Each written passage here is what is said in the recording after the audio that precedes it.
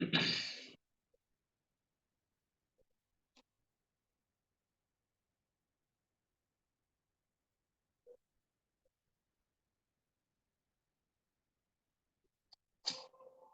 Evening all. ഞാൻ audible ആണല്ലോ അല്ലേ? കേൾക്കാൻ സാധിക്കുന്നുണ്ടല്ലോ?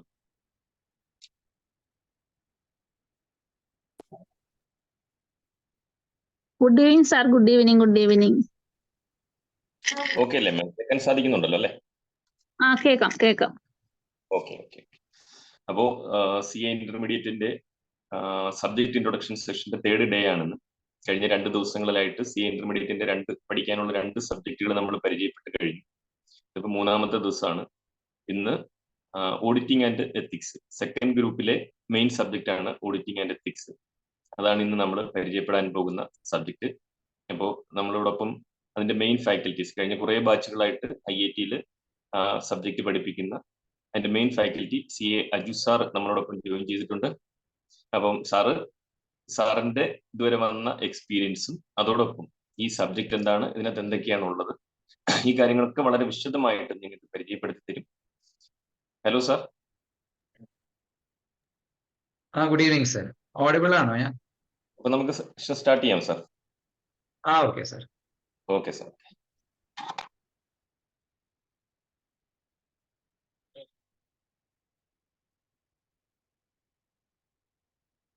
ഓഡിബിൾ ആണല്ലോ അല്ലേ? അതെ സാർ, അതെ അതെ. So good evening to all. എന്നെ നേരത്തെ പരിചയപ്പെടുത്തിയിരുന്നു. ഞാൻ സ്വയം പരിചയപ്പെടുത്താം. ഞാൻ അജു, ചാർട്ടേഡ് അക്കൗണ്ടന്റ്. ഞാൻ തൃശ്ശൂരാണ് എൻ്റെ സ്വദേശം. ഞാൻ തൃശ്ശൂർ പ്രാക്ടീസ് ചെയ്യുന്ന ആളാണ് ഫോർ ദ ലാസ്റ്റ് 11 years. ഞാൻ IIT-യിൽ എടുക്കുന്നത് ഓഡിറ്റിംഗ് ആൻഡ് എത്തിക്സ് എന്നൊരു സെക്കൻഡ് ഗ്രൂപ്പിൽ ഏറ്റവും ഇമ്പോർട്ടൻ്റ്, നേരത്തെ സാറ് പറഞ്ഞ പോലെ ഏറ്റവും ഇമ്പോർട്ടൻ്റ് ആയിട്ടുള്ള ഒരു സബ്ജക്റ്റ് ആണ് സെക്കൻഡ് ഗ്രൂപ്പിൽ. സെക്കൻഡ് ഗ്രൂപ്പ് എന്നല്ല, നമ്മുടെ ഹോൾ ചാർട്ടേഡ് അക്കൗണ്ടൻസി പ്രൊഫഷൻ എടുത്തു കഴിഞ്ഞാൽ ഏറ്റവും ഇമ്പോർട്ടൻ്റ് ആയിട്ട് നിൽക്കുന്ന, ഏറ്റവും കൂടുതൽ പഠിക്കേണ്ട ഒരു സബ്ജക്റ്റും കൂടിയാണ് ഓഡിറ്റിംഗ് ആൻഡ് എത്തിക്സ്. അപ്പൊ ഇത്തരം ഒരു സെഷൻ അറേഞ്ച് ചെയ്തിട്ട് അതുമായി ബന്ധപ്പെട്ട കാര്യങ്ങൾ പറഞ്ഞു തരാനുള്ള ഒരു അവസരം ഒരുക്കി തന്നെ എനിക്ക് വളരെ സന്തോഷമായിട്ട് തോന്നുന്നു. കാരണം ബിക്കോസ് ഈ ഒരു സബ്ജക്റ്റിനെ കുറിച്ച് കൃത്യമായിട്ട് എങ്ങനെ വേണം ഈ സബ്ജക്റ്റിനെ അപ്രോച്ച് ചെയ്യാൻ, എന്താണ് ഈ സബ്ജക്റ്റ്, ഇതൊക്കെ ക്ലാസ്സിൽ വരുന്നതിന് മുമ്പ് തന്നെ ശരിക്കും കുട്ടികളിലെ എത്തിക്കാൻ ഒരു അവസരം കൂടിയാണ്. അപ്പൊ ഞാൻ ഈ സബ്ജക്റ്റിനെ കുറിച്ചിട്ട് ആദ്യം പറയാം. ഈ സബ്ജക്റ്റിനെ കുറിച്ചിട്ട് പറയാം. അതിൽ വല്ല സംശയങ്ങൾ ഉണ്ടെങ്കിൽ എടുത്തത് വളരെ വ്യക്തമായിട്ട് എന്ത് ചെയ്യണം, ചോദിക്കും വേണം. 1 മണിക്കൂർ സമയം എന്ന് എനിക്കറിയാം. മാക്സിമം 1 മണിക്കൂറിൽ എനിക്ക് എത്രത്തോളം പറഞ്ഞു തരാൻ പറ്റുമോ അത്രത്തോളം ഞാൻ മാക്സിമം യൂസ് ചെയ്യാം. ചോദ്യങ്ങൾ നിങ്ങൾക്ക് ഉണ്ടെങ്കിൽ കൃത്യമായിട്ട് ചോദിച്ചോളൂ കേട്ടോ.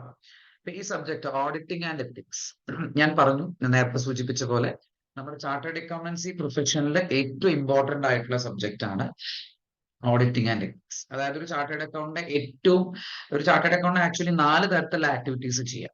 1 എന്നുള്ള ഓഡിറ്റിംഗ്, 2 എന്നുള്ള കൺസൾട്ടൻസി, 3 എന്നുള്ള സർട്ടിഫിക്കറ്റ്സ് സൈൻ ചെയ്യുക, 4 എന്നുള്ള ഇൻവെസ്റ്റിഗേഷൻ. അതായത് ഈ പോലീസുകാരൊക്കെ ഇൻവെസ്റ്റിഗേറ്റ് ചെയ്യണ പോലെ തന്നെ നമ്മൾക്കും ഈ ഫിനാൻഷ്യൽ മാറ്റേഴ്സുമായി ബന്ധപ്പെട്ട വല്ല ക്രൈം ഉണ്ടെങ്കിൽ അത് ഇൻവെസ്റ്റിഗേറ്റ് ചെയ്യാനുള്ള അധികാരം. 4 കാര്യങ്ങളാണ് ഒരു ചാർട്ടേഡ് അക്കൗണ്ട് സാധാരണ 4 ഏരിയ ഓഫ് പ്രൊഫഷന്റെ ഏരിയ എന്ന് നമുക്ക് പറയാം. Area of face, scope, application.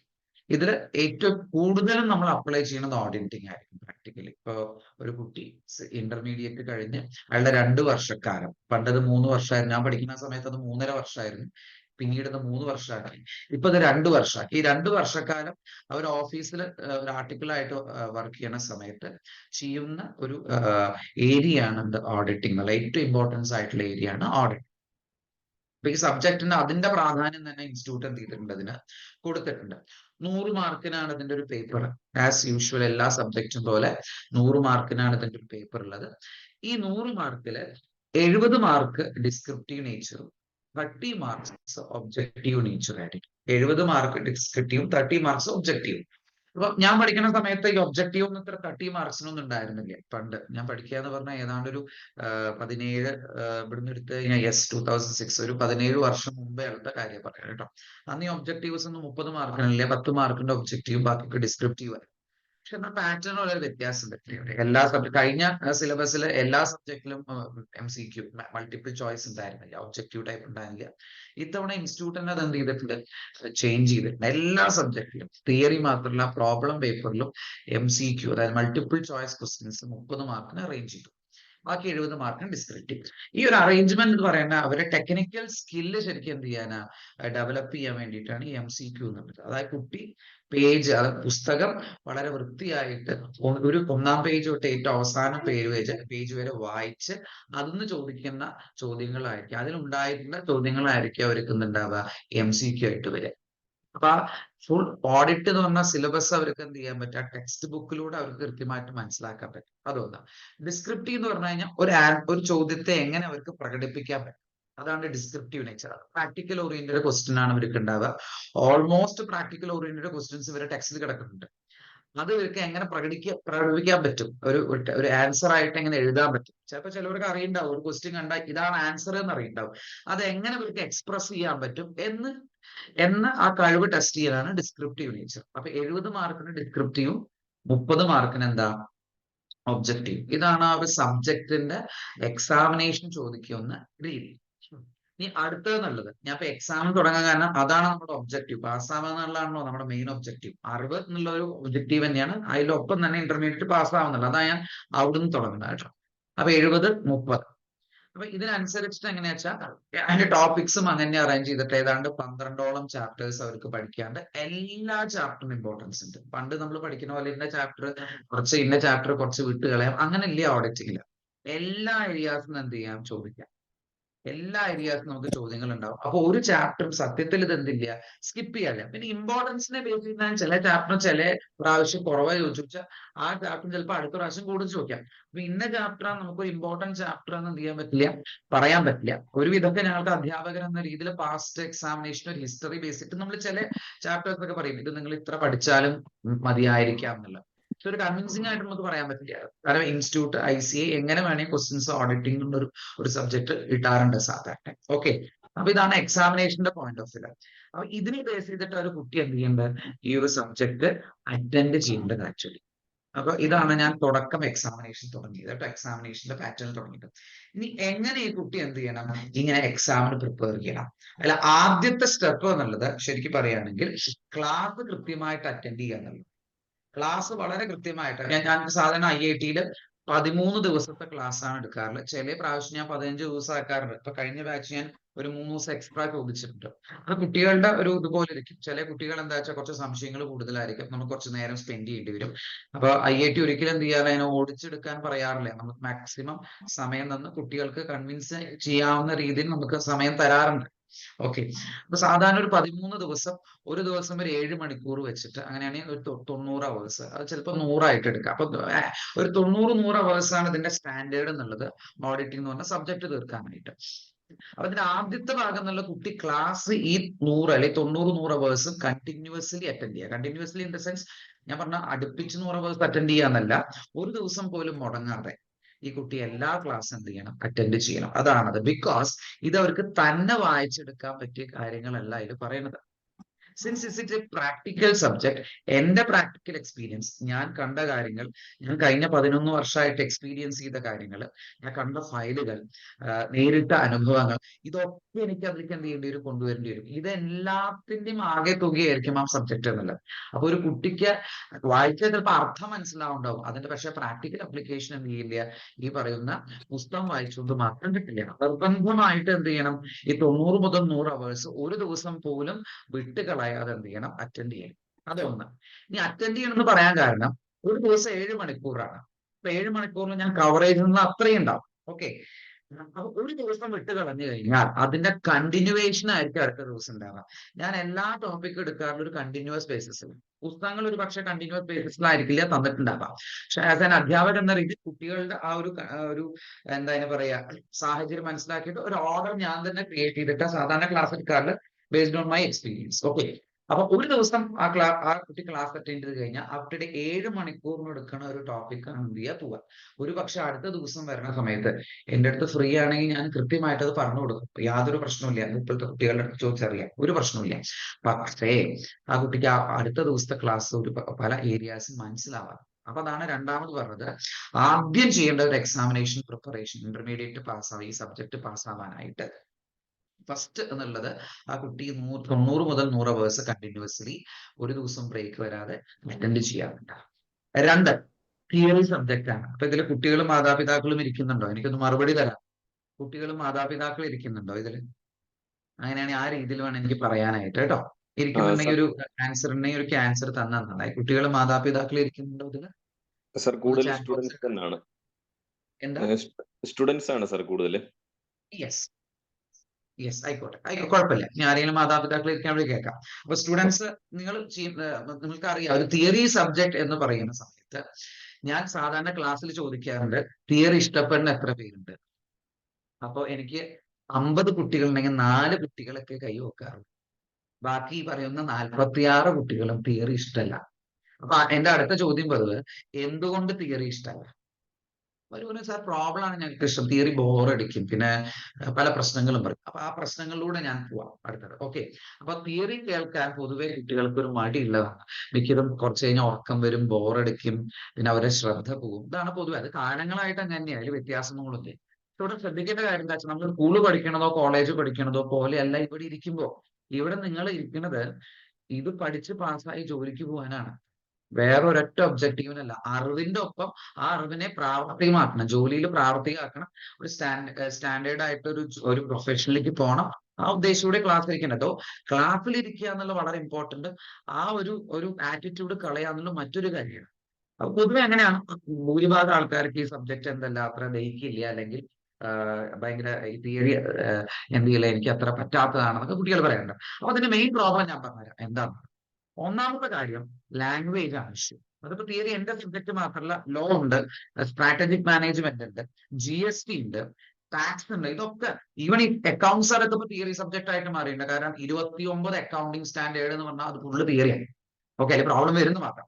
അപ്പൊ തിയറി പൊതുവെയുള്ള പ്രശ്നം ഈ ലാംഗ്വേജ് ആണ് ഇഷ്യൂ. ഈ ലാംഗ്വേജ് വളരെയധികം പ്രശ്നം കുട്ടികളുടെ.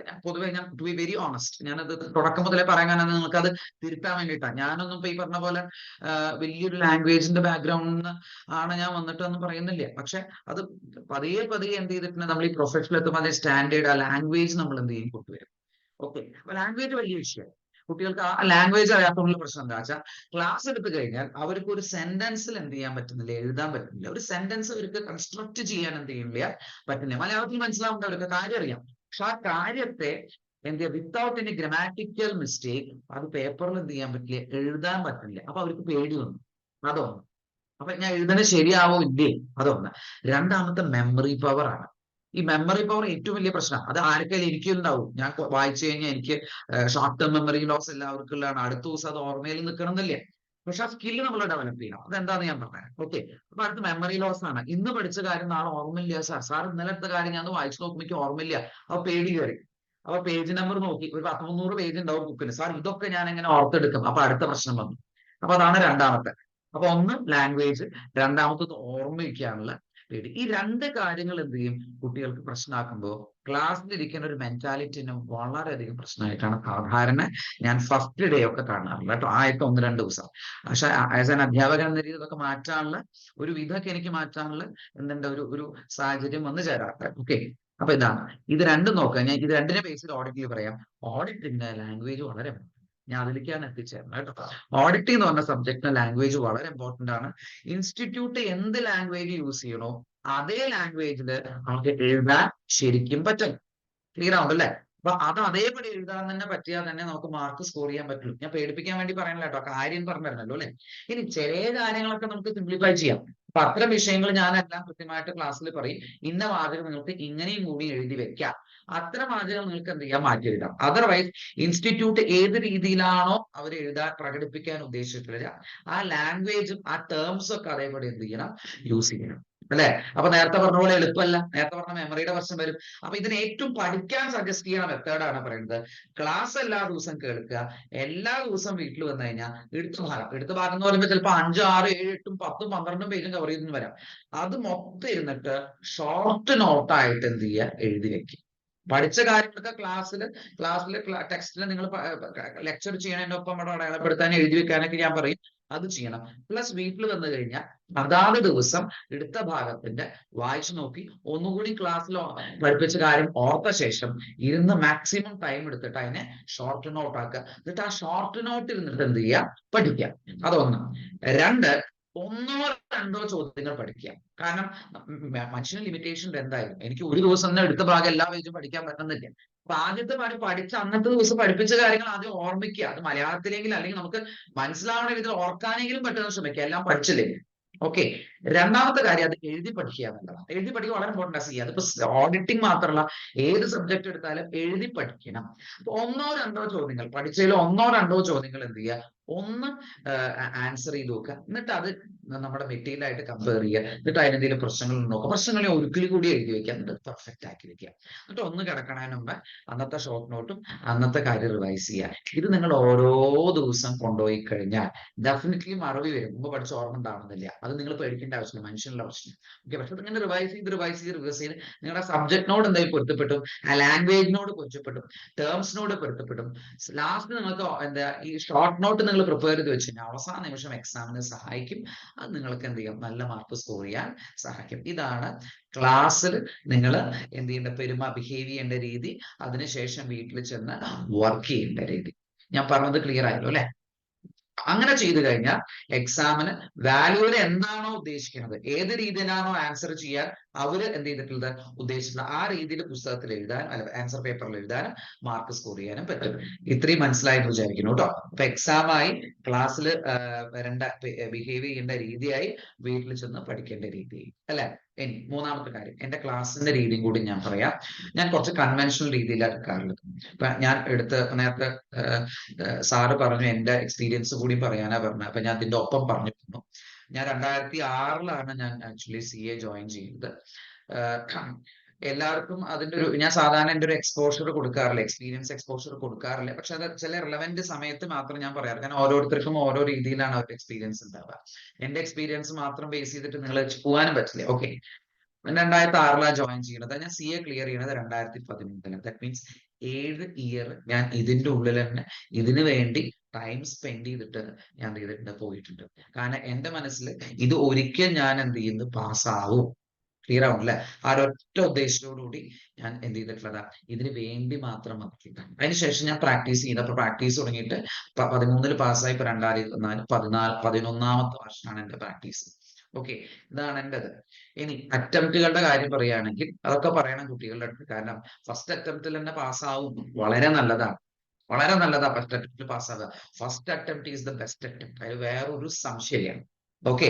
പക്ഷെ അതുകൊണ്ട് മാത്രം നമുക്കൊരു ഒരു എക്സ്പെക്ടേഷൻ വെച്ചിട്ട് നമുക്ക് ഇരിക്കാൻ പറ്റില്ല. അതിന് ചില എന്തുണ്ടാവാം, അതിന്റെ രീതി അങ്ങനെയാണ്. കാരണം വാല്യുവേഷൻ എന്ന് പറയുന്നത് നമ്മൾ വിചാരിക്കുന്ന പോലെ സ്കൂൾ കോളേജ് ലെവൽ പോലെ എന്തെങ്കിലും എഴുതിയ മാർക്ക് തരാന്നില്ല. വളരെ വൃത്തിയായിട്ട് അവർ വായിച്ചു നോക്കും, വ്യക്തമായിട്ട് വായിച്ചു നോക്കും. നിങ്ങൾ എഴുതിയ ആൻസറിന് കൺവിൻസിങ് ആണെങ്കിൽ മാത്രമേ മാർക്ക് കിട്ടുള്ളൂ. ഇപ്പൊ ഇൻസ്റ്റിറ്റ്യൂട്ട് തന്ന ആൻസർ അതേപടി എഴുതിയാലും മാർക്ക് കിട്ടണമെന്നില്ല. അതാണ് ഒരു രീതി. ആ ക്വസ്റ്റിന് കറക്റ്റ് ആയിട്ടുള്ള ആൻസർ വന്നാൽ, എസ്പെഷ്യലി ഓഡിറ്റിംഗ് ഒക്കെ ആണെങ്കിൽ ഒരു പ്രാക്ടിക്കൽ ക്വസ്റ്റ്യൻ അതിൽ വരണ്ടാവുന്ന എല്ലാ പോയിന്റ്സ് വന്നാൽ മാത്രമേ ഒരു മാർക്ക് തരുള്ളൂ. മേ ബി നമ്മൾ ഉദ്ദേശിച്ച പോയിന്റ്സിൽ മതിയാവില്ല, അവർ ഉദ്ദേശിച്ച പോയിന്റ്സും വരേണ്ടി വരും. അത് വന്നാൽ മാത്രം മാർക്ക് കിട്ടുള്ളൂ. അപ്പൊ എസ്പെഷ്യലി ഓഡിറ്റിംഗ് എടുക്കുകയാണെങ്കിൽ 40 മാർക്ക് സ്കോർ ചെയ്യാൻ എളുപ്പമാണ്. പക്ഷെ 50ഉം 60ഉം സ്കോർ ചെയ്യാൻ ഭയങ്കര ബുദ്ധിമുട്ടായിരിക്കും. അതിന് നമ്മൾ എക്സ്ട്രാ ഓർഡിനറി എഫേർട്ട് എന്ത് ചെയ്യേണ്ടി വരും, എടുക്കേണ്ടി വരും. ഈവൻ റാങ്ക് ഹോൾഡേഴ്സിന് വരെ 50-60ന്റെ റേഞ്ചേ കിട്ടാറുള്ളൂ. ഓക്കെ. അതിന് കാരണം അത്രയും സ്ട്രിക്റ്റ് വാല്യുവേഷൻ ഓഡിറ്റിംഗ്. ഞാൻ പറഞ്ഞു മനസ്സിലാവുണ്ടല്ലോ അല്ലെ? അപ്പൊ ഇവിടെ എന്ന് പറയുന്നത് എക്സാമിന്റെ രീതി അങ്ങനെ ആയതുകൊണ്ട് നമുക്ക് ടൈം എടുക്കാം. അപ്പൊ ഞാൻ അതിലേക്കാ പറഞ്ഞത്, ഏതാണ്ട് 3 അറ്റംപ്റ്റ് ഞാൻ ഇന്റർ എടുത്തിട്ടുണ്ട് കേട്ടോ. ഇത്രയും 3 അറ്റംപ്റ്റ് ഇന്റർ, 7ാമത്തെ അറ്റംപ്റ്റ് ഞാൻ ഫൈനൽ ക്ലിയർ ചെയ്തത്. അപ്പൊ അതിലൊരു പറയേണ്ട ഒരു കാര്യമുണ്ട്, ഇതേപോലെ ഒരു IIT പോലൊരു ഇൻസ്റ്റിറ്റ്യൂട്ട് അന്നില്ല ഞാൻ പഠിക്കുന്ന സമയത്ത്. അങ്ങനത്തെ ഒരു ഇൻസ്റ്റിറ്റ്യൂട്ട് ഇല്ല. നമ്മൾ നേരെ എന്ത് ചെയ്യുന്നു, ഡിഗ്രി കഴിഞ്ഞു നേരെ ഒരു ഓഫീസിൽ ചെന്നു. ഡിഗ്രി കഴിഞ്ഞ് അന്ന് CPT എന്ന് പറയും, അത് എഴുതണം. അത് എഴുതി പാസ്സായ ഓഫീസിൽ ചെന്നു. അപ്പൊ അവിടെ എന്ത് പറഞ്ഞു, 3.5 വർഷം ആർട്ടിഫിഷ്യപ്പ് ചെയ്യണം. അതിന്റെ ഇടയിൽ അവര് നമുക്ക് പറഞ്ഞു, നമ്മളിതൊന്നും അന്വേഷിച്ച് കണ്ടെത്തില്ല, നമുക്ക് അറിയില്ല, എവിടുന്നും കിട്ടാനില്ല. ഈ പറഞ്ഞ പോലെ ഇന്നത്തെ പോലെ ഗൂഗിൾ സെർച്ച് ചെയ്യുക, ഗൂഗിൾ ഗുരു എന്നൊന്നും ഇല്ല. നമ്മൾ ചോദിച്ച് മനസ്സിലാക്കണം. അപ്പൊ അവര് പറഞ്ഞു 3.5 വർഷം തന്നെ ഉണ്ട്. അതിൽ 1.5 വർഷം 2 വർഷം കഴിഞ്ഞാൽ നിങ്ങൾക്ക് മെയിലോ നവംബറിലോ എന്ത് എഴുതി വെക്കാം, ഇന്റർമീഡിയറ്റ് എഴുതാം, ആർട്ടിഫിഷ്യപ്പ് അതിന്റെ ഒപ്പം ചെയ്യണം. അന്ന് അങ്ങനത്തെ ഒരു സിസ്റ്റം ആണ്. ഓക്കെ. അപ്പൊ ക്ലാസ് ഒന്നും അന്നില്ല. ക്ലാസ് പോകണമെങ്കിൽ ഒന്നല്ലേ ചെന്നൈ പോകണം, അല്ലെങ്കിൽ എറണാകുളത്ത് ഒരു ചെറിയൊരു ക്ലാസ് ഉണ്ട്, തൃശ്ശൂരും ഒരു സാറ് ക്ലാസ് എടുത്തിരുന്നു, ബൈജു സാർ എന്ന് പറയാം. സാർ IIT-യിലെ ഒരു ഫാക്കൽറ്റിയാണ്. ഓക്കെ. അദ്ദേഹമാണ് പണ്ട് ക്ലാസ് എടുത്തിരുന്നത്. അപ്പൊ അദ്ദേഹത്തിന്റെ ക്ലാസ്സിൽ 10-200 പേരുണ്ടാവും. ചെന്നൈ ചെന്നാൽ ഒരു ക്ലാസ്സിൽ 10-200 പേരുണ്ടാവും. അങ്ങനെ ക്ലാസ്സസ് ഇത്രയില്ല. അവിടെ അന്നത്തെ പഠിപ്പിക്കുന്ന രീതി ഞാൻ കേട്ടിട്ടുണ്ട്. ഞാൻ ക്ലാസ് അറ്റൻഡ് ചെയ്തിട്ടില്ല, ടു ബി വെരി ഓണസ്റ്റ്. അന്നത്തെ രീതി എന്ന് വെച്ചാൽ 300 ക്ലാസ് എടുക്കുന്നു, അവർ പോണു, വേറെ ഒന്നുമില്ല. 6 to 8 ഒരു ക്ലാസ് എടുക്കും, മോർണിംഗ് 6 to 8, ഒരു 300 പേരുണ്ടാവും. ക്ലാസ് എടുക്കണോ പോണു. കുട്ടീനെ പ്രത്യേകിച്ച് ഒരു ശ്രദ്ധയില്ല, അവർ ശ്രദ്ധിക്കില്ല, ആവശ്യമില്ല. കാരണം അവർ ജോബ് സീക്കേഴ്സ്, അവര് ചോദിച്ച് മനസ്സിലാക്കി പഠിക്കണം. അല്ലാണ്ട് അധ്യാപകരുടെ ഭാഗത്ത് നിന്ന് നോളജ് പറഞ്ഞു തരാന്നുള്ള വെച്ചാൽ കുട്ടികളെ പഠിപ്പിക്കാൻ വേണ്ടി പുഷ് ചെയ്യുന്നില്ല, ഇന്നത്തെ ചെയ്യണ പോലെ. അപ്പൊ അങ്ങനത്തെ ഒരു ബാക്ക്ഗ്രൗണ്ടിൽ നിന്നാണ് ഞാൻ എന്ത് ചെയ്യണത്, ക്ലാസ് അറ്റൻഡ് ചെയ്യാനുള്ള സാഹചര്യം ഇല്ല, സാമ്പത്തികമായിട്ടും പ്രശ്നങ്ങൾ ഉണ്ടായിരുന്നു. ഇന്റർ ഞാൻ ഒരു 3 അറ്റംപ്റ്റ് വീട്ടിലിരുന്ന് പുസ്തകങ്ങൾ വായിച്ച് എഴുതി, പറഞ്ഞ പോലെ എഴുതി പഠിച്ച് 3rd അറ്റംപ്റ്റ് ക്ലിയർ ചെയ്തു. അതേപോലെ തന്നെ 7 അറ്റംപ്റ്റ് ഞാൻ ഫൈനൽ ഇങ്ങനെ എഴുതി പഠിച്ച് 7ാമത്തെ അറ്റംപ്റ്റ് ആണ് ഫൈനൽ എന്ത് ചെയ്യണം, ക്ലിയർ ചെയ്യുന്നത്. ഇതിന്റെ ഒരു ഗുണം എന്താ വെച്ചാൽ എനിക്ക് ഏത് സബ്ജക്റ്റിലും കൃത്യമായിട്ടുള്ള നോളജ് എന്ത് ചെയ്തു, എനിക്ക് നേടാൻ സാധിച്ചു. ഇത്രയും അറ്റംപ്റ്റ് എടുത്തുകൊണ്ട് ഒരു പക്ഷേ ഫസ്റ്റ് ചാൻസിൽ ഞാൻ ക്ലിയർ ചെയ്തില്ലെങ്കിൽ ഒരു ഭാഗ്യം ഉണ്ടായിരുന്നു എനിക്ക്, ഞാൻ കുറച്ചും കൂടി നേരത്തെ പാസ്സായിരുന്നത്. പക്ഷെ അതിനേക്കാളും ഇപ്പൊ ഞാൻ സന്തോഷവാനാണ്. കാരണം എന്താ വെച്ചാൽ ഇത്രയും അറ്റംപ്റ്റ് കൊണ്ട് ഞാൻ പാസ്സായതുകൊണ്ടാണ് എനിക്ക് ഉള്ള അറിവിനെ അത് ഇംപ്രൂവ് ചെയ്യാൻ ഇപ്പൊ ഒരു അധ്യാപകൻ എന്ന രീതിയിൽ എനിക്ക് പുസ്തകം നോക്കാതെ ക്ലാസ് എടുക്കാൻ പറ്റുന്ന അത്രയും ഞാൻ എന്ത് ചെയ്തുകൊണ്ട് ഞാൻ വർക്ക് ചെയ്തുകൊണ്ട്. അപ്പൊ ഇവിടെ നോക്കേണ്ടത് അറ്റംപ്റ്റ്, നിങ്ങൾ എത്ര അറ്റംപ്റ്റിന് പാസ്സാവുന്നുള്ള ഇമ്മെറ്റീരിയൽ ആണ്. നിങ്ങൾ എത്ര അറ്റംപ്റ്റിന് പാസ്സാവണം നോക്കേണ്ട ആവശ്യമില്ല. നിങ്ങൾ എത്ര ഹാർഡ് വർക്ക് ചെയ്ത് എത്ര നോളജ് നേടി, അതങ്ങനെ ചെയ്തു കഴിഞ്ഞാൽ ഒരു ടൈമിൽ നിങ്ങൾ പാസ്. ആ ടൈം നമുക്ക് ചിലപ്പോൾ ഫസ്റ്റ് ചാൻസ് ആയിരിക്കാം, സെക്കൻഡ് ചാൻസ് ആയിരിക്കാം, തേർഡ് ചാൻസ് ആയിരിക്കാം. പക്ഷെ നിങ്ങൾ ആ ചാൻസിൽ എന്തായിരിക്കും, നിങ്ങളുടെ കയ്യിൽ അബൻഡന്റ് ഓഫ് നോളജ് ഉണ്ടാവും. ഈ നോളജ് നിങ്ങൾക്ക് എന്ത് ചെയ്യാൻ പകർന്നു കൊടുക്കാൻ പറ്റും. So this is my experience as A chartered accountant. അതുകൊണ്ട് ഞാൻ ദ മൊമെന്റ് ഐ ക്ലിയർ, ഞാൻ പ്രാക്ടീസ് തിരഞ്ഞെടുത്തു, ഇതപ്പൊ പോകുന്നു. ഓക്കെ. നിങ്ങളുടെ മുമ്പിൽ ഒരു ഓഡിറ്റിംഗ് അധ്യാപകനായിട്ട് വരാൻ പോകുന്നു. ഇതാണ് എൻ്റെ ഒരു എക്സ്പീരിയൻസ്. അപ്പൊ ഞാൻ എക്സ്പീരിയൻസ് പറയാൻ കാരണം ഈ എക്സ്പീരിയൻസ് ആണ് ശരിക്കും ഓഡിറ്റിംഗ് എന്ന് പറഞ്ഞ സബ്ജക്റ്റിനെ ഇത്രയും കൃത്യമായിട്ട് എടുക്കാൻ പറ്റും. അതുകൊണ്ട് എൻ്റെ ഒരു ക്ലാസ്സിന്റെ രീതി എപ്പോഴും ട്രഡീഷണൽ ആണ്. അത് ഞാൻ പറഞ്ഞു തരണം കേട്ടോ. ട്രഡീഷണൽ ആണ്. ക്ലാസ്സിൽ നിങ്ങൾ വന്നു കഴിഞ്ഞാൽ എൻ്റെ ഒരു മെറ്റീരിയൽ ഉണ്ടാവും. അത് മെറ്റീരിയൽ എന്ന് പറഞ്ഞാൽ ഞാൻ ഉണ്ടാക്കിയ മെറ്റീരിയൽ എന്നല്ല കേട്ടോ. ഞാൻ ഓതർ എന്നല്ല, ഇൻസ്റ്റിറ്റ്യൂട്ടിന്റെ മെറ്റീരിയലിന് അതേ വാചകങ്ങൾ ഞാൻ ചാപ്റ്റർ ഒന്ന് റീഅറേഞ്ച് ചെയ്ത് നിങ്ങൾക്ക് പഠിക്കാവുന്ന രീതിയിലാക്കിയിട്ട് അതിൽ ഇതുവരെ ചോദിച്ചിട്ടുള്ള ക്വസ്റ്റ്യൻസും ഇനി ചോദിക്കാൻ സാധ്യതയുള്ള ക്വസ്റ്റ്യൻസ് ഒക്കെ ഉൾപ്പെടുത്തിയിട്ട് ഓരോ ചാപ്റ്റർ റീഅറേഞ്ച് ചെയ്ത് വെച്ചിട്ടുണ്ട്. ഇൻസ്റ്റിറ്റ്യൂട്ടിന്റെ വാക്കുകൾ യൂസ് ചെയ്തിട്ട് ചില ഭാഗത്തൊക്കെ ഒന്ന് സിംപ്ലിഫൈ ചെയ്തിട്ടുണ്ട്. അങ്ങനെ ഒരു 20 ചാപ്റ്റേഴ്സ്, ഒരു 12 ചാപ്റ്ററിന് ഇൻസ്റ്റിറ്റ്യൂട്ടിൽ തന്നെ ഒരു 20-21 ചാപ്റ്റർ ആക്കി കൺവേർട്ട് ചെയ്തു, ഷോർട്ട് ആക്കിയിട്ട്. എന്നിട്ട് അതാണ് എന്റെ ക്ലാസ് എടുക്കുന്ന രീതി. അപ്പൊ ഞാൻ എങ്ങനെ എടുക്കാറുള്ള വെച്ചാൽ വരുന്നു, ഓരോ ഭാഗം എടുക്കുമ്പോൾ അതിന്റെ പ്രാക്ടിക്കൽ എക്സ്പീരിയൻസ്, അതിന്റെ പ്രാക്ടിക്കൽ എക്സാമ്പിൾ പറയും, എന്നിട്ട് നിങ്ങളെ കൊണ്ട് അപ്പം തന്നെ പറയിപ്പിക്കും, അപ്പം തന്നെ പഠിപ്പിക്കുക. ഇതാണ് ഞാൻ ഫോളോ ചെയ്യാൻ. വളരെ കൺവെൻഷനൽ ആണ്. എന്റെ അധ്യാപകരൊക്കെ അങ്ങനെ പണ്ട് സ്കൂൾ ലെവലും കോളേജിലും ഒക്കെ അങ്ങനെ ശീലിപ്പിച്ചിട്ടുള്ളതാണ്. അതാണ് എനിക്ക് കുറച്ചുകൂടി പ്രാക്ടിക്കലി തോന്നിയത്. മറ്റേ ഞാൻ വെറുതെ എന്തെങ്കിലും ക്ലാസ് എടുത്ത് പോയി കഴിഞ്ഞാൽ കുട്ടികൾ കുറച്ച് കഴിഞ്ഞാൽ മനസ്സിലാവില്ല എന്ന് പറയും, എന്തെങ്കിലും കേൾക്കും, കുറച്ച് കഴിഞ്ഞാൽ ഉറങ്ങിപ്പോകും. അപ്പൊ മാക്സിമം ഉറക്കാതിരിക്കുക എന്നുള്ള എന്റെ ജോലി. അതുകൊണ്ട് നിങ്ങളെ കൊണ്ട് ഞാൻ പറയിപ്പിക്കലാണ്. അപ്പൊ നിങ്ങൾ ഉറങ്ങില്ല, ഞാൻ ഉറങ്ങില്ല, നിങ്ങളുടെ മെമ്മറി വർക്ക് ചെയ്യും, എന്റെ ക്ലാസ് കൃത്യമായിട്ട് മുമ്പോട്ട് ചെയ്യും. അപ്പൊ ഇതാണ് എന്റെ ഒരു ക്ലാസ് പാറ്റേൺ. ഓക്കെ. അതിനൊപ്പം നമ്മൾ ക്ലാസിന്റേതായിട്ടുള്ള രീതിയിൽ ചില സമയത്ത് ചില ബ്രേക്ക്, നമുക്ക് ചില സമയത്ത് ചില എൻജോയ്മെന്റ് ക്ലാസ്സിലൊക്കെ ആവശ്യമാണ്, തിയറി സബ്ജക്ട് വരുമ്പോൾ. അപ്പൊ ഇതൊക്കെ ആയിരിക്കും എന്റെ ഒരു ക്ലാസിന്റെ പാറ്റേൺ. അതാ ദിവസം എടുക്കുന്ന ക്ലാസ്സിനെ ഞാൻ പിറ്റേ ദിവസം ഇഫ് പോസിബിൾ ഞാനൊരു എക്സാം വെക്കാറുണ്ട്. എക്സാം വെച്ചിട്ട് ഒന്ന് അനലൈസ് ചെയ്യാറുണ്ട്. അത് പോസിബിൾ ആണെങ്കിൽ മാത്രം, ചിലപ്പോൾ ആവണമെന്നില്ല.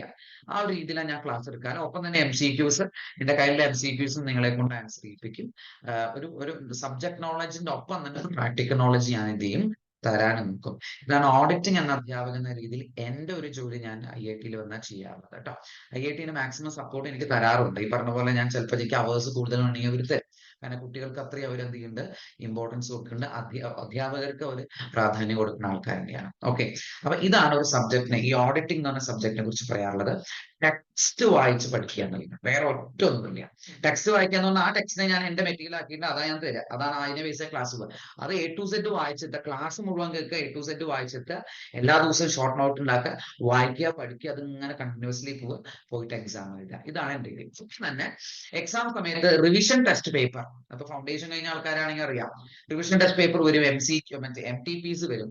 ഒരു മിനിമം 2 അറ്റംപ്റ്റിന്റെ റിവിഷൻ ടെസ്റ്റ് പേപ്പറും MCQ ഒക്കെ ഇരുന്ന് പഠിച്ചിട്ടും കൂടി വേണം എന്ത് ചെയ്യാൻ, എക്സാം പ്രിപ്പയർ ചെയ്യാൻ. ഇങ്ങനെ പോയി കഴിഞ്ഞാൽ കൃത്യമായിട്ട് നമുക്ക് ഈ പറഞ്ഞ പോലെ 50 മുതൽ 60 മാർക്ക് വരെ നമുക്ക് ഓഡിറ്റിംഗിൽ എന്ത് ചെയ്യാൻ പറ്റും, നേടാൻ പറ്റും. ഇതാണ് ഈ സബ്ജക്റ്റിന്റെ ഒരു രീതി. അതേപോലെ ഞാൻ പഠിപ്പിക്കുന്ന ഒരു രീതി, എക്സാമിന് പ്രിപ്പയർ ചെയ്യേണ്ട ഒരു രീതി. ഇത്രയാണ് എനിക്ക് സത്യത്തിൽ ഓഡിറ്റിംഗ് എന്ന് പറഞ്ഞ സബ്ജക്റ്റിനെ കുറിച്ചിട്ട് പറയാനുള്ളത്. പിന്നെ കുട്ടികളുടെ അടുത്ത് മാതാപിതാക്കൾ ഉണ്ടായെങ്കിൽ അവരുടെ അടുത്തും പറയാറുള്ളത്, ഈ ഒരു പ്രൊഫഷൻ എന്ന് പറയുന്നത് മെയിൻ സ്ട്രീം ഓഡിറ്റിംഗ് ആണ് കേട്ടോ, മെയിൻ സ്ട്രീം ഓഡിറ്റിംഗ് ആണ്. ആയതുകൊണ്ട് തന്നെ കുട്ടികൾ ഇത് കഴിഞ്ഞു കഴിഞ്ഞാൽ, അത് ഞാൻ ഓഡിറ്റിംഗ് എന്ന അധ്യാപകൻ എന്ന് പുറമെ ചാർട്ടേഡ് അക്കൗണ്ട് രീതിയിലും കൂടെ അതിന്റെ ഒരു അവസരം കിട്ടി പറഞ്ഞു എന്ന് മാത്രം. കുട്ടികളുടെ അടുത്ത് എന്തായാലും ഞാൻ ക്ലാസ്സിൽ ഇത് പറയും ചെയ്യും. ഇതുവരെ ഇന്റർ പാസ്സായി കഴിഞ്ഞാൽ ഏറ്റവും നല്ല വർക്കുള്ള ഓഫീസ് ഏതാണോ, ഏറ്റവും നന്നായിട്ട് കുട്ടികളെ ബുദ്ധിമുട്ടിക്കുന്ന ഓഫീസ് ഏതാണോ, വർക്കുകളെ കൊണ്ട് ബുദ്ധിമുട്ടിക്കുന്ന ഓഫീസ് ഏതാണോ, അങ്ങനത്തെ ഒരു ഓഫീസിൽ കൊണ്ടുപോയിട്ട് കുട്ടികളെ ചേർക്കണം. എന്നാലും അവർ ആ പ്രഷർ സിറ്റുവേഷൻ എന്താണെന്ന് അറിയുള്ളൂ. കാരണം ഈ ഒരു പ്രൊഫഷൻ എന്ന് പറയുന്നത് പബ്ലിക്കായിട്ട് ബന്ധമുള്ള പ്രൊഫഷൻ. സാധാരണ ഞാൻ പറയാറുണ്ട് ഇതിന്റെ എക്സാമ്പിള്, ഒരു IAS-കാരെ എല്ലാവർക്കും അറിയാം, പക്ഷെ അതേ ഈക്വൽ സ്റ്റാൻഡിൽ നിൽക്കുന്ന ആൾക്കാണ് ചാർട്ടേഡ് അക്കൗണ്ടൻസ്. IAS-കാര് അഡ്മിനിസ്ട്രേഷൻ ലെവലിലാണല്ലോ, അഡ്മിനിസ്ട്രേറ്റേഴ്സ് ഓഫ് പബ്ലിക് ആണെങ്കിൽ we are the administrators in finance of the companies. Clear ആവുണ്ടല്ലോ അല്ലെ? അതേപോലെ IPS തുല്യാണ് നമ്മുടെ IPS.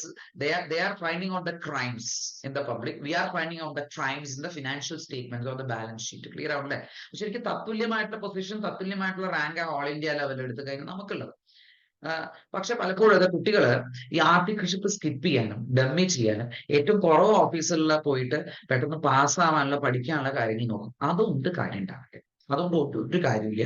ഏറ്റവും നല്ല ഓഫീസിൽ പോയി, ഏറ്റവും വർക്കുള്ള ഓഫീസിൽ പോയി, ഏറ്റവും പ്രഷർ സിറ്റുവേഷനിൽ നിന്നിട്ട് ഏറ്റവും മോശമായിട്ടുള്ള ഏറ്റവും നല്ലതായിട്ടുള്ള വർക്കുകൾ ചെയ്ത് ഈ 2 വർഷം കൊണ്ടുപോയി കഴിഞ്ഞാൽ you will become A good chartered accountant. ഏറ്റവും നല്ലൊരു, അത് നിങ്ങളുടെ ഫൈനൽ ലെവൽ എക്സാമിന് കൃത്യമായിട്ട് സഹായിക്കും. അതായത് നിങ്ങൾ ഇന്റർമീഡിയറ്റ് ലെവലിൽ it's A theoretical training actually. അപ്പൊ ഓഡിറ്റിംഗിന്റെ സബ്ജക്ട് വൈസ് പറയുകയാണെങ്കിൽ ഇപ്പൊ നിങ്ങൾ ഓഡിറ്റിംഗ് എന്ന് പറഞ്ഞ സബ്ജക്ട് ഇന്റർമീഡിയറ്റ് കേൾക്കണം, ഇറ്റ്സ് എ പ്രാക്ടിക്കൽ അപ്ലിക്കേഷൻ തിയറിയാണ്. It's a theoretical application. What you going to do in the practical? അതിന് theoretical application. ഫൈനൽ എഴുതുന്ന സമയത്ത് നമ്മൾ എന്താണോ പ്രാക്ടിക്കലി ചെയ്ത അതിന്റെ ബേസ് ചെയ്തിട്ട് ക്വസ്റ്റ്യൻസ് വരിക ഫൈനൽ എക്സാം. സോ അങ്ങനത്തെ ഒരു ആറ്റിറ്റ്യൂഡിൽ വേണം നിങ്ങൾ ക്ലാസ്സിൽ ഇരിക്കാനും. I am a chartered accountant, I am a chartered accountant aspirant, I am a CA aspirant, so I am here to be aware of the practical aspects of auditing and other subjects. മറ്റു subjects taxation, companies act, okay, accounting stand ഒക്കെ എന്റെ ആവശ്യം കേട്ടോ. ഇതൊക്കെ ഞാൻ practically അറിയാൻ വേണ്ടിയിട്ടാണ് ക്ലാസ്സിൽ ഇരിക്കണം. ഇത് എന്റെ ആവശ്യമാണ്. ഞാൻ വർക്ക് ചെയ്യണം. ഞാൻ വർക്ക് ചെയ്താലേ ഞാൻ പാസ്സാവുള്ളൂ. എനിക്ക് ആരും പുഷ് ചെയ്യേണ്ട ആവശ്യമില്ല. ഈ ഒരു ആറ്റിറ്റ്യൂഡിൽ വേണം എന്ത് ചെയ്യാൻ, ക്ലാസ്സിൽ ഇരിക്കാനായിട്ട്. ക്ലിയർ ആവണ്ട. അല്ലാണ്ട് ഇപ്പോഴും നിങ്ങൾ സ്റ്റുഡൻസ്, ഞാൻ ഇപ്പോഴും ഒരു കൊച്ചു കുട്ടിയാണ്, ഞാൻ എപ്പോഴും മറ്റുള്ളവർ പുഷ് ചെയ്താലേ എന്ത് ചെയ്യുള്ളൂ, പഠിക്കുള്ളൂ, ആ ഒരു ആറ്റിറ്റ്യൂഡിലാണ് നിങ്ങൾ ഇരിക്കുന്നതെങ്കിൽ ഐ എം സോ സോറി, നിങ്ങൾ അതല്ല, it is not the right path. അപ്പൊ ആ രീതിയിൽ വേണം ക്ലാസ്സിൽ ഇരിക്കാൻ. അപ്പൊ നമ്മൾ ഈ സബ്ജക്ട് കുറച്ചും കൂടി ഇൻട്രസ്റ്റിംഗ് ആവും. നിങ്ങൾ കൂടുതൽ ഇപ്പൊ കഴിഞ്ഞ ബാച്ച് ഞാൻ വളരെ എന്തായിരുന്നു, എനിക്ക് വളരെ ഇഷ്ടമുള്ള ബാച്ചാണ് കഴിഞ്ഞ ബാച്ച്. ആക്ച്വലി ഞാൻ ഒരിക്കലും ബാച്ചുകളെ കമ്പയർ ചെയ്യാറില്ല സാധാരണ, പക്ഷെ എനിക്ക് പറയാതെ വയ്യ ബാച്ചിനെ. കഴിഞ്ഞ ബാച്ച് അതിന് മുമ്പത്തെ ബാച്ച് കേട്ടോ. കാരണം കുട്ടികളുടെ ചോദ്യങ്ങളുടെ പ്രവാഹം ഓഡിറ്റിംഗ്. സാർ അങ്ങനെ ചെയ്താൽ എന്താ സംഭവിക്കുക, സാർ ഈ എക്സ്പീരിയൻസ് പറഞ്ഞപ്പോൾ സാറിന്റെ നിലപാട് എന്തായിരുന്നു, ക്ലിയർ ആവുക. അപ്പൊ നമ്മളൊരു ഈ കോടതിയിൽ എടുക്കുന്ന നിലപാട് പോലെ അങ്ങനത്തെ ചില പ്രാക്ടിക്കൽ എക്സ്പീരിയൻസ് അവർ ചോദിച്ച് എന്റെ അടുത്ത് നിന്ന് ചില ഒപ്പീനിയൻസ് ഒക്കെ അവർ എടുക്കാറുണ്ട്. അപ്പൊ ഞാൻ വളരെ ഇൻട്രസ്റ്റിംഗ് ആ ക്ലാസ് വരും. അപ്പൊ ഈ ക്ലാസ്സിൽ അങ്ങനെ ഇൻട്രസ്റ്റിംഗ് ആവുമ്പോൾ എന്താ ഗുണം, I can give my 100% productivity. അല്ലെ, എനിക്ക് എന്തൊക്കെ പറയാൻ പറ്റുമോ അതൊക്കെ, എനിക്ക് എന്തൊക്കെ നോളജ് തരാൻ പറ്റുമോ അതൊക്കെ എനിക്ക് തരാൻ പറ്റും. അതുകൊണ്ട് ഈ 3 ദിവസം ഞാൻ എക്സ്ട്രാ പേ കഴിഞ്ഞ ബാച്ച് ചോദിച്ചത്. ഓക്കെ, അത്ര ഇൻട്രസ്റ്റിംഗ്. അപ്പൊ ആ ഒരു ഇൻട്രസ്റ്റിംഗ് ലെവൽ നിങ്ങൾ ക്ലാസ്സിൽ എന്ത് ചെയ്യണം കൊണ്ടോ. ഇതൊരു തിയറിയാണ്, ഇത് പഠിച്ചിട്ട് കാര്യമില്ല, ഇതിപ്പോ എന്തത് വായിച്ച് പഠിക്കാം, അങ്ങനത്തെ ഒരു ആറ്റിറ്റ്യൂഡിൽ എന്ത് ചെയ്യരുത്, ക്ലാസ്സിൽ ഇരിക്കരുത് കേട്ടോ. അപ്പൊ ഇത്രയാണ് എനിക്ക് എന്റെ അറിവ് അനുസരിച്ചിട്ട് ഞാൻ പറയാൻ ഉദ്ദേശിച്ച ഓഡിറ്റിംഗുമായി ബന്ധപ്പെട്ട കാര്യങ്ങൾ. ഞാൻ ഇത്രയും പറഞ്ഞ സ്ഥിതിക്ക് ഞാൻ സമ്മറൈസ് ചെയ്യാം. എക്സാമിന് 70 mark, 30 mark. 70 mark descriptive nature, ഒരു കുട്ടിയുടെ നോളജ് അത് എങ്ങനെ പ്രകടിപ്പിക്കാം ടു എ സെന്റൻസ്, അതാണ് ഡിസ്ക്രിപ്റ്റീവ് നേച്ചറിൽ ടെസ്റ്റ് ചെയ്യണം.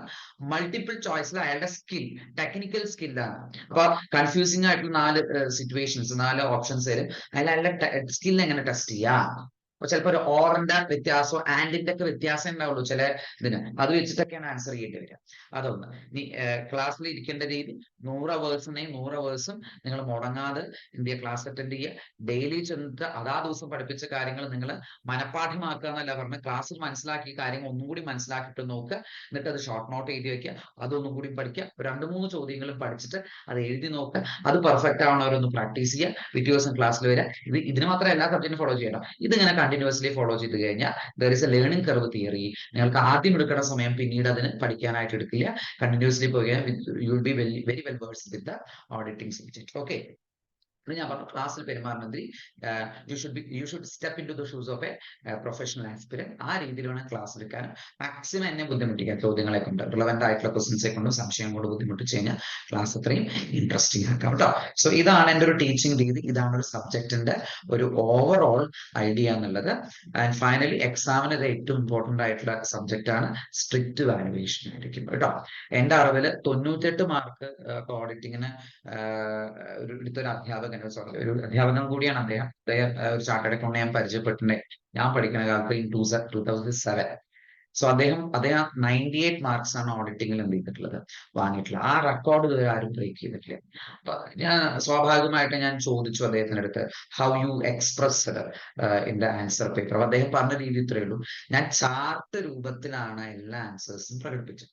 അപ്പൊ ഞാൻ ആലോചിച്ചു, സാർ അത് വളരെ ഈസി അല്ലേ? അപ്പൊ എനിക്ക് അദ്ദേഹം പറഞ്ഞു, ചാർട്ട് രൂപത്തിൽ എഴുതാന്ന് പറഞ്ഞാൽ ഈസി അല്ല. നമുക്ക് ചാർട്ട് രൂപത്തിൽ പ്രകടിപ്പിക്കാൻ എളുപ്പമായിരിക്കും. പക്ഷെ ഞാൻ പറഞ്ഞ കാര്യം വാല്യൂ ചെയ്യുന്ന ആൾക്ക് അതേ രീതിയിൽ മനസ്സിലാവുന്നില്ല. ചാർട്ടാണോ ഡിസ്ക്രിപ്റ്റീവോ മനസ്സിലാക്കാൻ പറ്റും അല്ലെ, ചാർട്ടാ മനസ്സിലാക്കാൻ പറ്റില്ലേ?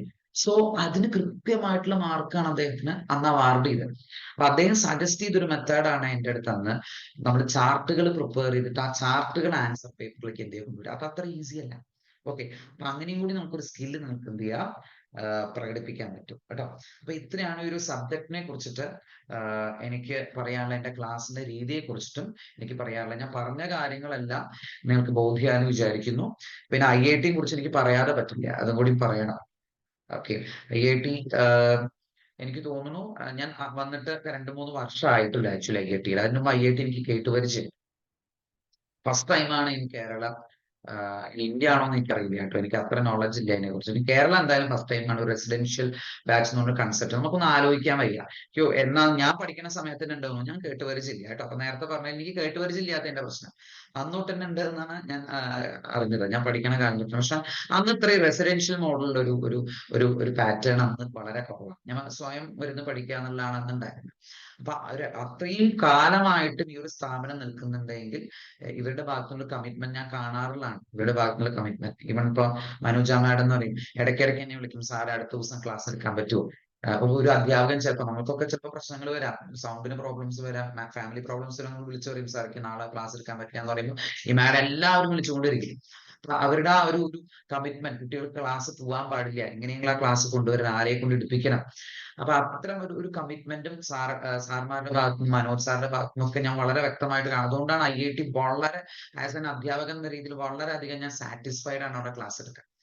അവരുടെ ഒരു എന്നോടുള്ള ഒരു സമീപനം, ബാക്കിയുള്ള എല്ലാ അധ്യാപകരുടെ സമീപനം വളരെ, അവർ അത്രയും ഫ്രീഡം നമുക്ക് ക്ലാസ് എടുക്കാനായിട്ട് തരുന്നുണ്ട്. അപ്പൊ അങ്ങനത്തെ ഒരു പ്ലാറ്റ്ഫോം കുട്ടികൾ വന്നു എന്നുള്ള തന്നെ നിങ്ങൾക്കൊരു ഓപ്പർച്യൂണിറ്റിയാണ് കേട്ടോ.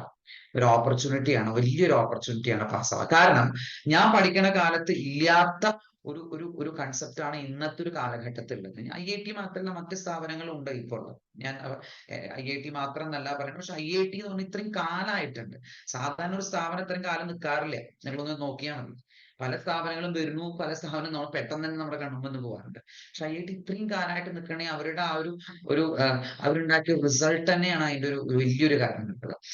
അപ്പൊ ഈ ഒരു ഓപ്പർച്യൂണിറ്റി കൃത്യമായിട്ട് സ്റ്റുഡൻസ് യൂട്ടിലൈസ് ചെയ്യണം. അപ്പൊ ഞാൻ നേരത്തെ പറഞ്ഞു വന്നത്, ഞങ്ങളുടെ കാലത്ത് CA പാസ്സാവാന്നുള്ള ഏറ്റവും ഡിഫിക്കൽട്ടാണ് നമ്മൾ പറഞ്ഞിട്ടാണ് ഈ പ്രൊഫഷനെ എൻ്റെ അച്ഛനും അമ്മയും അയച്ചിട്ടുള്ളത്. എത്ര സമയം വേണമെങ്കിൽ എടുത്തോളൂ, പക്ഷെ അത് പാസ്സാവും. അത്രയും സമയം എടുക്കാം. ജോലിയെ കുറിച്ചിട്ടോ ബാക്കിയുള്ള ബാധ്യതകളെ കുറിച്ചിട്ടോ എന്ത് ചെയ്യേണ്ട. മനസ്സിലാക്കാൻ ഞാൻ വളരെയധികം പുവർ ബാക്ക്ഗ്രൗണ്ട് ഒന്നാണ് സാമ്പത്തികമായിട്ട്. അപ്പൊ അതിനെ പറ്റി ഒന്നും നോക്കേണ്ട ആവശ്യമില്ല. എത്ര സമയം വേണമെങ്കിൽ എടുക്കാം, എത്ര സമയത്തും പാസ്സാവാം. അന്നത് ഡിഫിക്കൽട്ട് എന്ന് പറഞ്ഞാൽ ആ ഡിഫിക്കൽട്ടിയിലൂടെ ഞാൻ പറഞ്ഞു എത്ര അറ്റംപ്റ്റ് എടുത്തു എന്നുള്ളത്. പക്ഷെ ഇപ്പോഴും CA ഡിഫിക്കൽട്ടാണ്. ഒട്ടും ഞാൻ വ്യത്യാസം പറഞ്ഞില്ല. ഇപ്പൊ അതിനേക്കാളും ഡിഫിക്കൽട്ടാന്ന് പറയാം. കാരണം ഞാൻ പഠിച്ചതിനേക്കാളും കൂടുതൽ പഠിക്കാനുണ്ട്. ഞാൻ പഠിക്കുന്നേക്കാളും അന്ന് പഠിച്ചിരുന്നേക്കാളും കൂടുതൽ കാര്യങ്ങൾ മനസ്സിലാക്കാൻ. കാരണം ടെക്നോളജി അത്രയും അപ്ഗ്രേഡഡ് ആയി കാര്യങ്ങൾ വന്നു.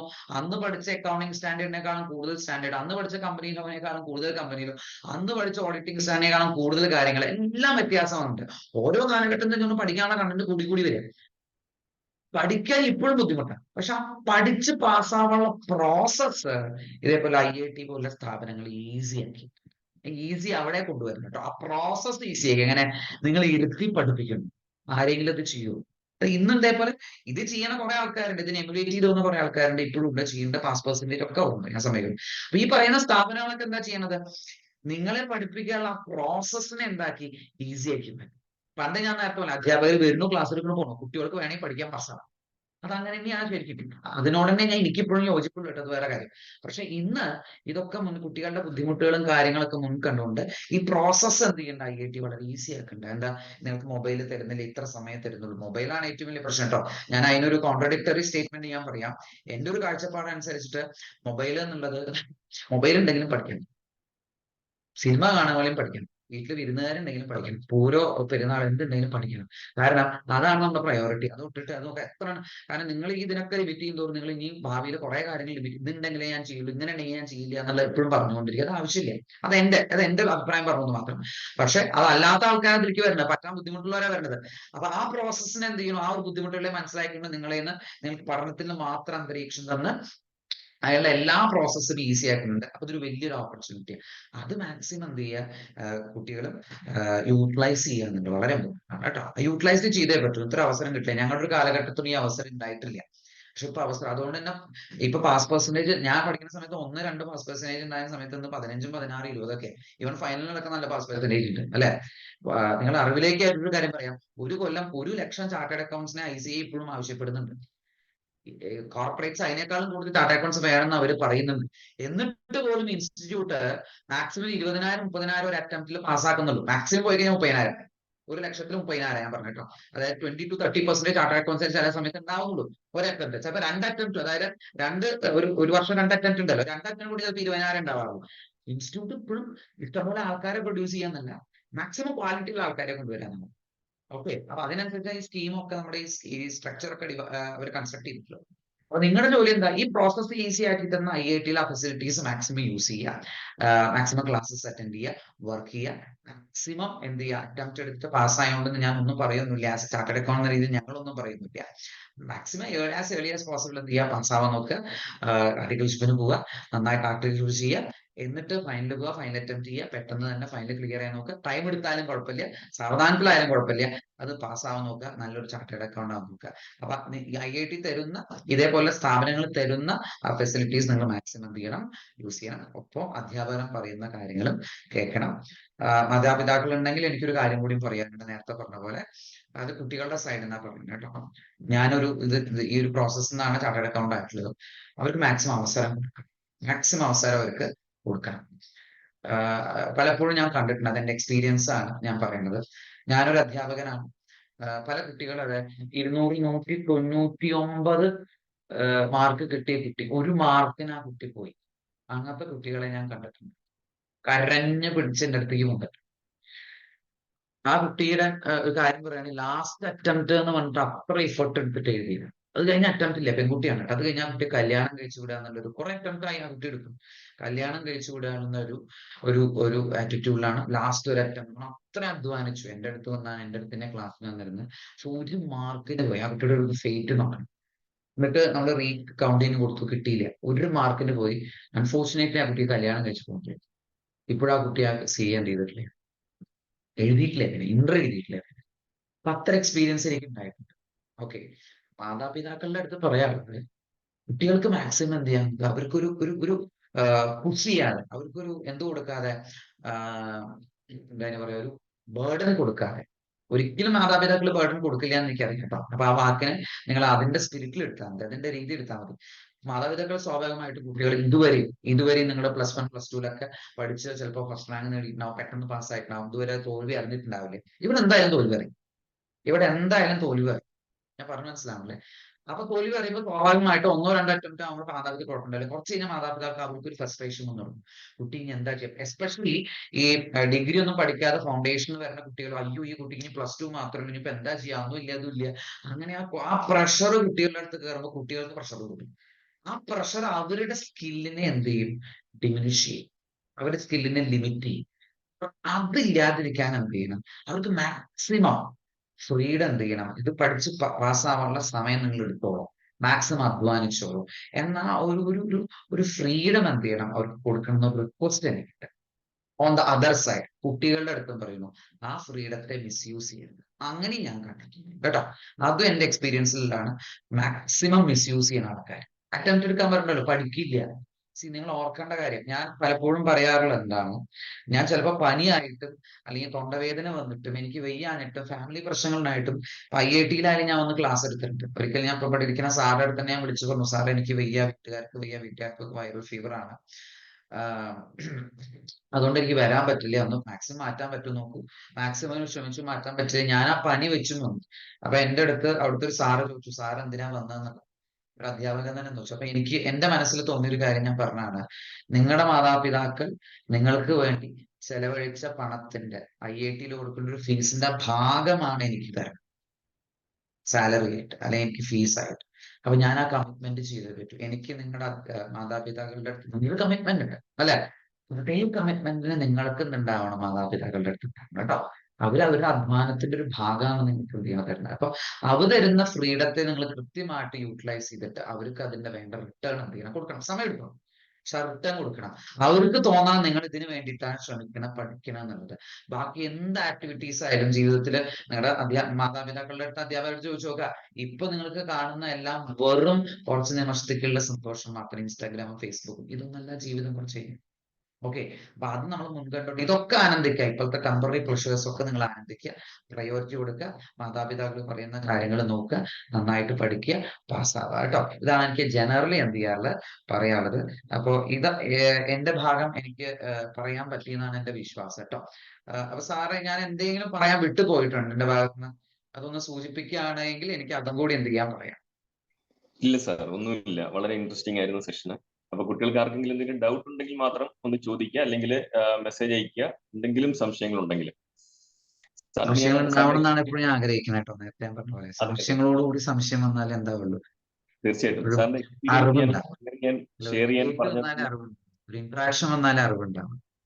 അതെ അതെ. എന്തെങ്കിലും സംശയങ്ങൾ ചോദിക്കുകയാണെങ്കിൽ ഓപ്പൺ ആയിട്ട് ചോദിക്കാം, മെസ്സേജ് ആയിട്ട് ചോദിക്കാം. ചിലപ്പോൾ ഒരു പക്ഷെ ചാറ്റ് ബോക്സിൽ ഞാൻ കാണുമെന്ന് എനിക്ക് അറിയില്ല, അതുകൊണ്ടാണ്. കാണുമെന്നറിയില്ല. ഓക്കെ, എന്തെങ്കിലും ഡൗട്ട് ഉണ്ടെങ്കിൽ നിങ്ങൾക്ക് മൈക്ക് ഓൺ ചെയ്ത് സംസാരിക്കാം. ഞാൻ സാറിന്റെ എക്സ്പീരിയൻസ് ചോദിച്ചു തന്നെ ഇതിനായിരുന്നു. കാരണം സാറൊക്കെ പഠിച്ച സമയത്ത് ഒരു മെന്റർ സപ്പോർട്ടും ഇല്ല, ഒരു ഗൈഡ് ചെയ്യാൻ ആൾക്കാരില്ല. സ്വന്തം അധ്വാനത്തിലൂടെ ഈ CA എന്ന് പറയുന്ന 2 അക്ഷരം പേരിനൊപ്പം ചേർത്ത ആൾക്കാരാണ്. അപ്പോൾ നിങ്ങൾക്ക് ഈ കുട്ടികൾക്ക് സാറിനെ പോലുള്ളവർക്ക് കൊടുക്കാൻ പറ്റുന്ന കാര്യം ഭയങ്കര മോട്ടിവേഷൻ ആയിരിക്കും സാറിന്റെ സംസാരം. ഞാൻ അതുകൊണ്ടാണ് എക്സ്പീരിയൻസ് ചോദിച്ചത്. അത് എല്ലാ അർത്ഥത്തിലും അത് വളരെ വ്യക്തമാക്കി കൊടുക്കാൻ സാറിന് സാധിച്ചു. നമുക്കൊരു ഹാർഡ് വർക്ക് ഉണ്ട്, അതോടൊപ്പം ഒരു ഡെഡിക്കേഷൻ ഉണ്ട്. അതിനെക്കാട്ടിൽ കൂടുതൽ ഇതൊരു പാഷനായിട്ട് കൊണ്ടു നടക്കണം എന്നാണ് സാർ പറഞ്ഞത്. ഒരു അറ്റംപ്റ്റിൽ കിട്ടിയില്ല എങ്കിൽ പോലും അത് അവിടെ തളരരുത്. അത് അടുത്ത ചാൻസിൽ അത് എഴുതിയെടുക്കാനുള്ള അവസരം നിങ്ങളുടെ മുമ്പിലുണ്ട്. അതൊക്കെ സാർ വളരെ വ്യക്തമായിട്ട് പറഞ്ഞു. അടിപൊളി സെഷനായിരുന്നു. അപ്പൊ ഇനി എന്തെങ്കിലും ഡൗട്ട് ഉണ്ടെങ്കിൽ കുട്ടികൾക്ക് സംസാരിക്കാം, നിങ്ങൾക്ക് ചോദിക്കാം.